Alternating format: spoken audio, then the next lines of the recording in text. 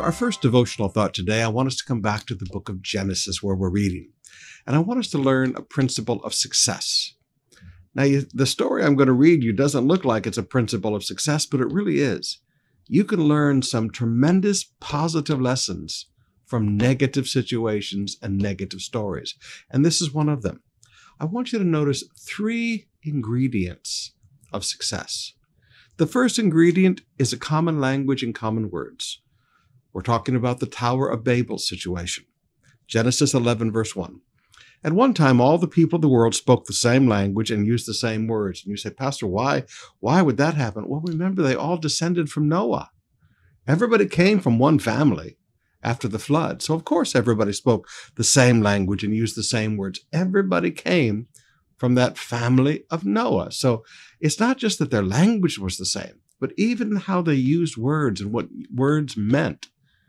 Remember the illustration I gave you the other day? You not only need to know the word, but you need to know the culture. You need to know what the words mean to those people.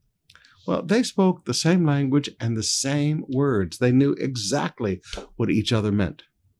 Verse 6, look, God said, the people are united and they all speak the same language. After this, nothing they set out to do will be impossible for them. A common language with common words is important to success.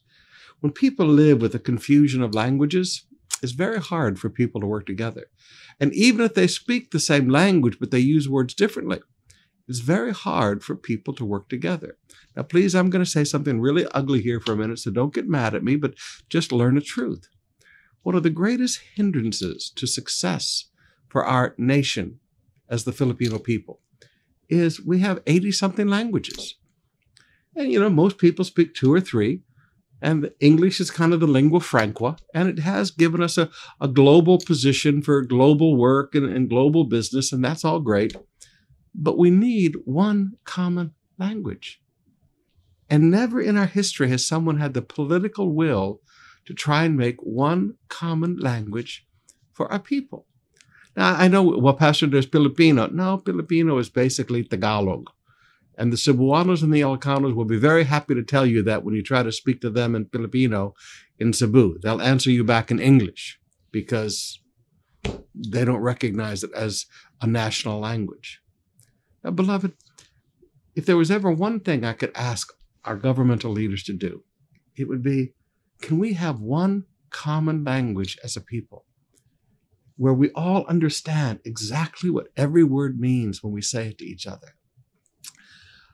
Our ability to succeed would be unprecedented after that. We are a rich nation. We are an intelligent, hardworking people. We just need that common language. The second principle of success is unity. They were united in vision, both of what to do and why to do it. Now, there's the negative. What to do? They said in verse 4, come, let us build a great city for ourselves with a tower that reaches to the sky. Okay, they were united in a vision. But secondly, they were united in a wrong motive. This was their motive, verse 4. This will make us famous and keep us from being scattered all over the world. But God wanted them to be fruitful and multiply and fill the earth. So they had a motive that was contrary to the will of God.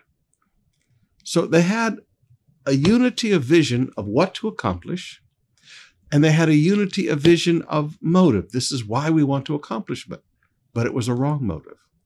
Now, again, if you want success as a family, if you want success as a department in a company, if you want success as a team, if we want success as a local church, if you want success as a go group, you have a common vision, a unity of vision, and you have a unity of motive. Now, when you have that unity of vision and unity of motive, and it's the right motive, my goodness, there's nothing that you can't accomplish. The third ingredient to success was technology. Genesis 13, verse 3. They began saying to each other, let's make bricks and harden them with fire. Now, to this point, nobody hardened brick with fire. In this region, bricks were used instead of stone, and tar was used for mortar. So they wanted to use new technology. They want to harden bricks with fire. Now, that made things very strong and very stable, and you could build very high because the lower bricks wouldn't be crushed because they were strengthened by fire. So again, same language with the same words. unity of vision, both of what to accomplish and why to accomplish it, and new technology.